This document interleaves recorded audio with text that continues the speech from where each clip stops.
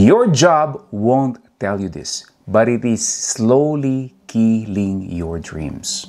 So here are the 10 things that your job will never admit, pero sa loob-loob mo, nararamdaman mo ang mga bagay na to. Number 1, you are replaceable. That is right. Kahit anong sipag mo or galing mo, mag-resign ka ng by Friday, by Monday, they probably already have replacement for you. Look, I'm not saying na masama ang trabaho, obviously, or kumuha ka ng trabaho, but it is really meant to keep you safe and not free. And that is the brutal truth for working for someone else. Kahit 5 years, 10 years, 20 years ka na sa kumpanya, at kahit anong sipag mo or galing mo dyan sa kumpanya mo, pagka ang isang company nagkaroon ng financial struggle or issues and boom, suddenly you are gone. And the story that I've been telling you, hindi naman ito kakaiba. If you're gonna ask enough people, you will hear this kind of stories na naririnig natin sa mga dating empleyado sa isang malaking company, and just like that, magkaroon ng redundancy or whatever terminology na ginagamit nila, but basically,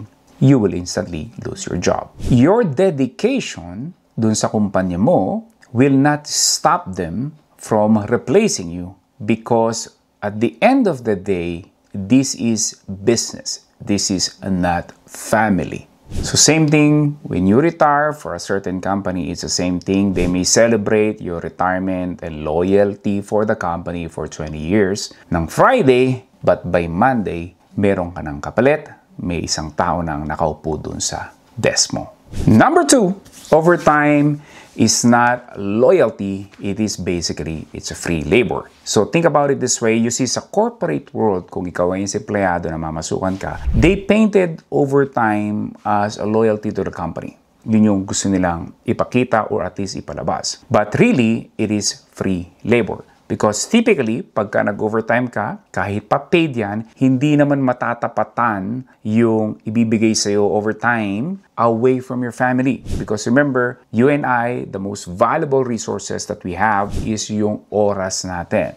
So kahit pa doblehin nila somehow yung sahod na bibigay sa'yo for your overtime, for example, that is a time taken away from your family. So for them, output, numbers, metrics, KPI, but at the same time sa'yo naman, that means you are away from your family, which means obviously you're not spending as much time as you can do or have sa mga anak mo or asawa mo because of your overtime. Overtime is not a badge of honor. It is a silent way of saying, I'm giving my life for free. Number 3, salary increase will never beat inflation. So if you gonna research and study ano yung average salary increase ng bawat empleyado per year is about 4%.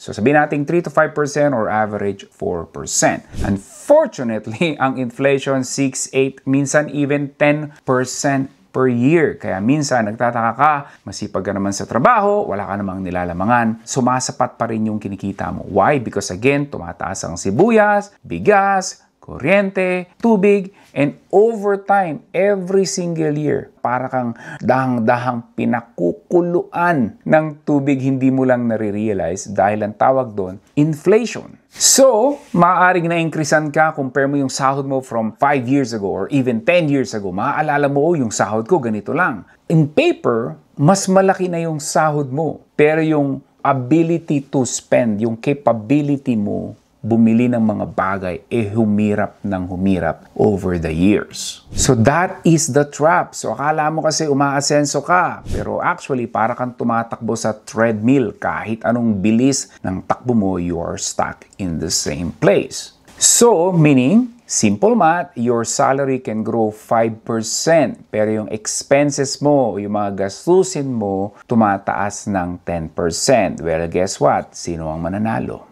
Number 4, the office is not your family. Maaring narinig mo na to sa isang pep talk during Christmas, celebration ninyo sa company or birthday ng boss mo. Maaring sinabi niya, we are a family here. But here's the truth, you are not a family.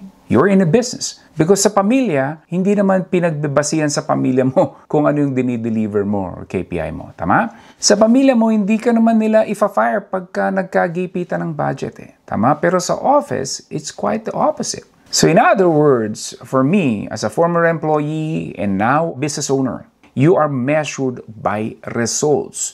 So pag hindi ka na makakapag-deliver sa company, then ano pang ginagawa ng company? Ba't kanila binabayaran? Again, that is the truth and that is the reality. Now, sa family mo, sa magulang mo, kapatid mo, well, guess what? Mahal ka nila, you'll be with them for the rest of your life, regardless kung anong resulta ang meron ka o nagawa mo. So that is why sa typical corporate or sa mga HR, mga parties or gathering, for example, ginagamit nila yung family because para maramdaman mo that you have to be loyal for the company.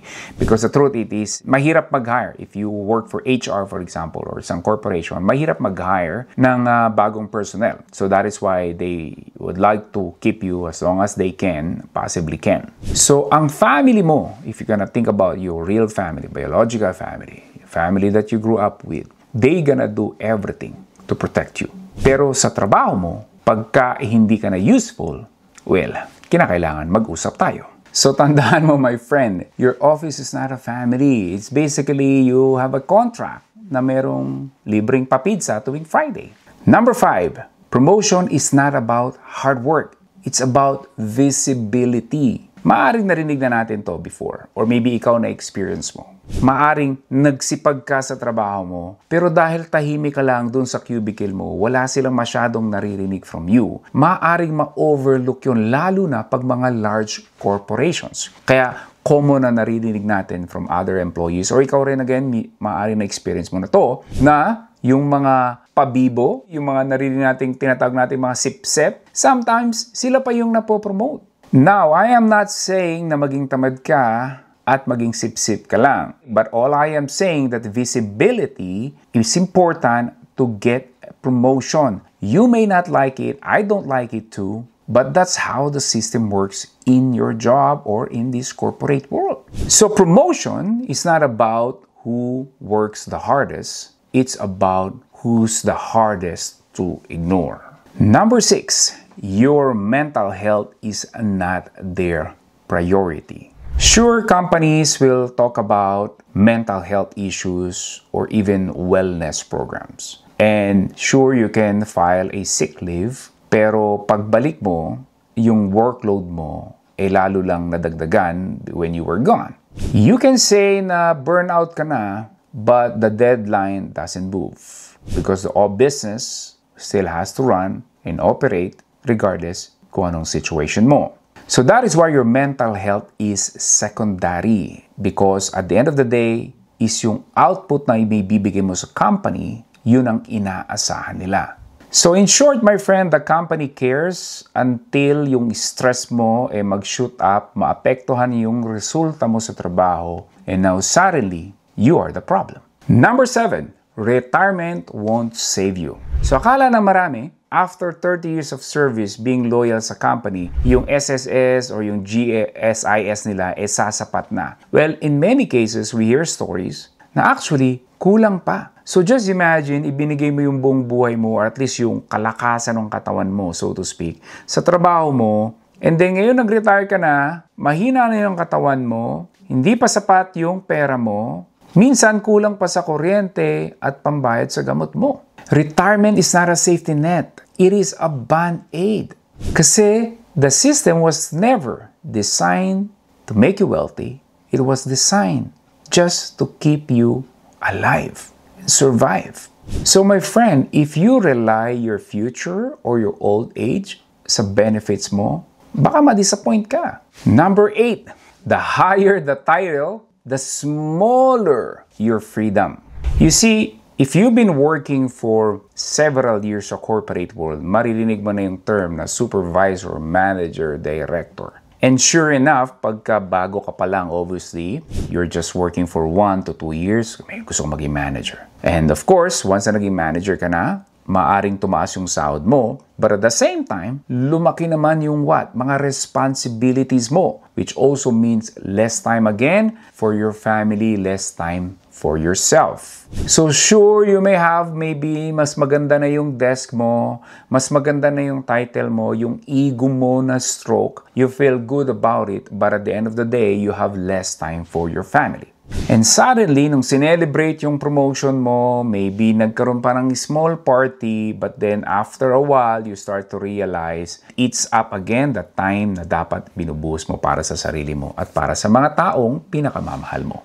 Basically, every title is just like mas magandang posas lang na pwede mong isuot. Number 9, loyalty doesn't pay. Sinasabi nila, stay loyal sa company and we will take care of you. But my friend, look around you. Look around those people who've been working for the company in the last 5, 10, 15, 20 years. They are in the same cubicle, the same work, same struggle. In many cases, it's the same salary. Pag may mga service awards, yung loyalty, sinicelebrate nila. Pero ang sweldo at ang benefits, hindi pantay. Hindi equivalent with the amount of loyalty that you give.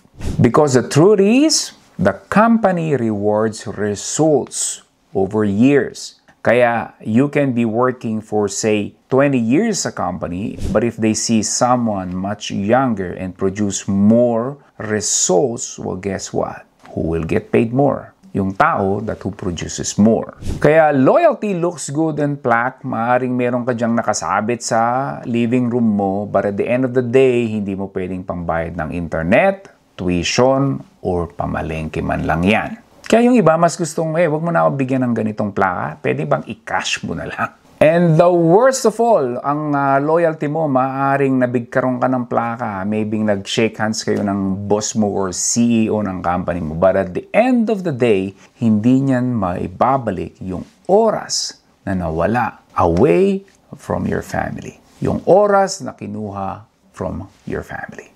Number 10, yung mga pangarap mo, wala yan sa plano ng company. So for me, again, as a former employee and now a business owner, of course, ang priority ng company is growth. Profits maybe dominate your market. Pero ikaw naman, ang pangarap mo maybe better health, more time with your family, more freedom.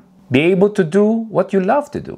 So dun pa lang magkakaroon na ng conflict. That is why many employees are struggling, talagang hinihila ang paa nila araw-araw papasok sa opisina. That is why kahit anong loyal mo sa company or you climb the ladder, so to speak, at the end of the day, it must support the company's goals. Kasi again, the job that you are in was designed and built for company's goals and not your personal goals.